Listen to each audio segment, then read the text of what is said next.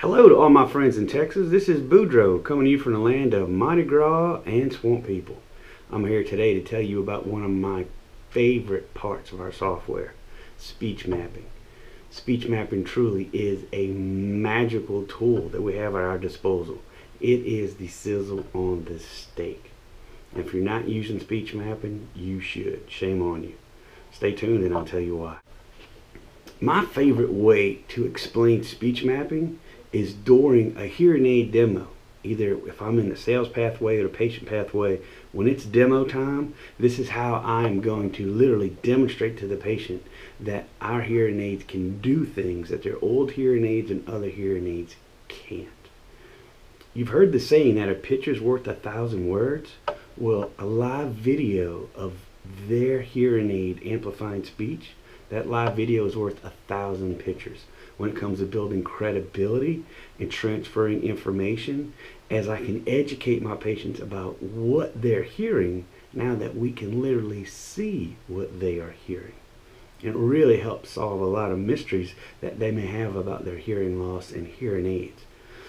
You could be the best explainer in the world of technology, but a simple video cuts right to the point.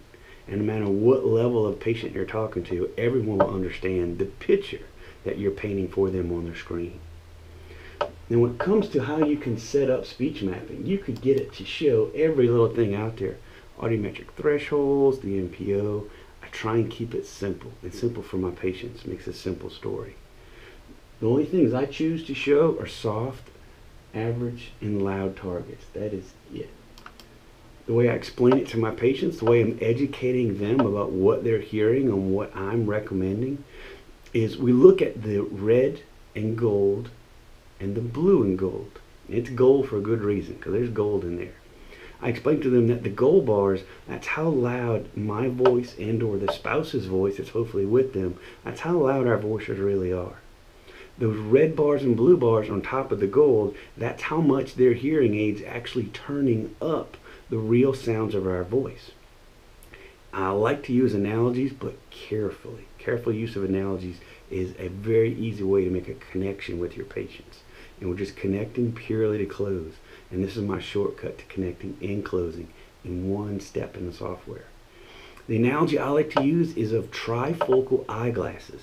Most of your patients not only hard of hearing, they have vision issues, and literally they have bifocals. Most of them even have trifocals on. We use the analogy that trifocal eyeglasses are simply 3 prescriptions in one lens.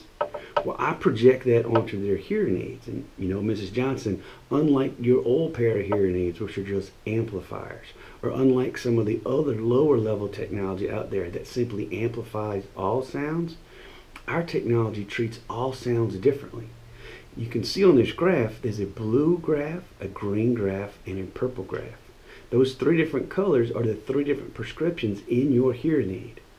We want to take a soft sound and turn it up. We apply the most power. The softer the sound comes in, the more I need to turn it up to get it over your hearing loss.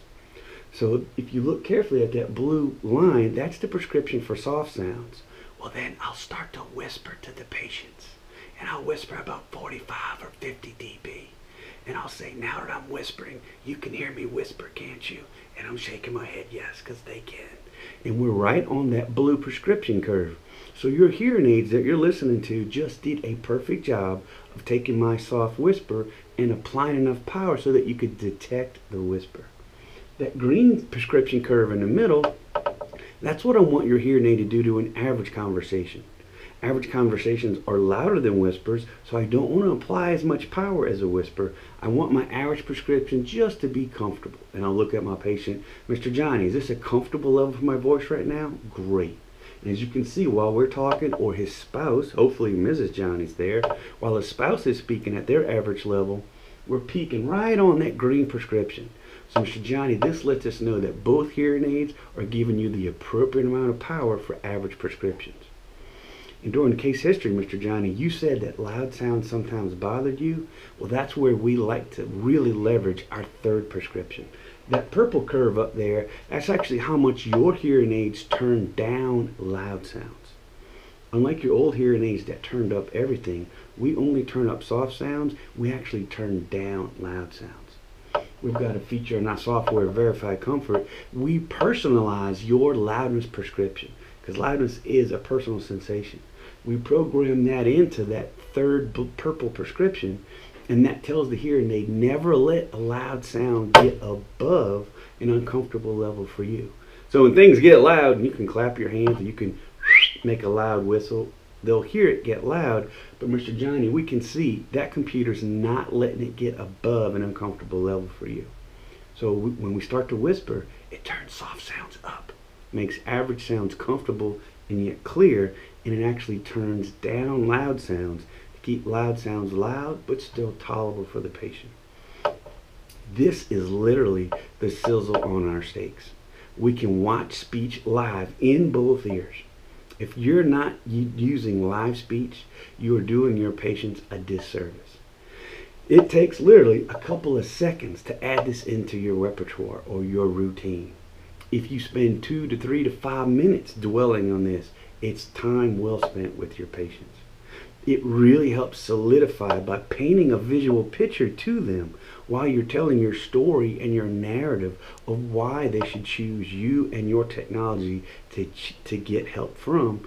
This is proof in the pudding, because it lets everyone, spouse and patient, see what you're explaining. It lets them see what they are hearing. And I promise you, Costco is not doing this. Sam's is not doing this. All these internet companies, they're not doing this. The guy down the street at Poop Tone, he's not doing this.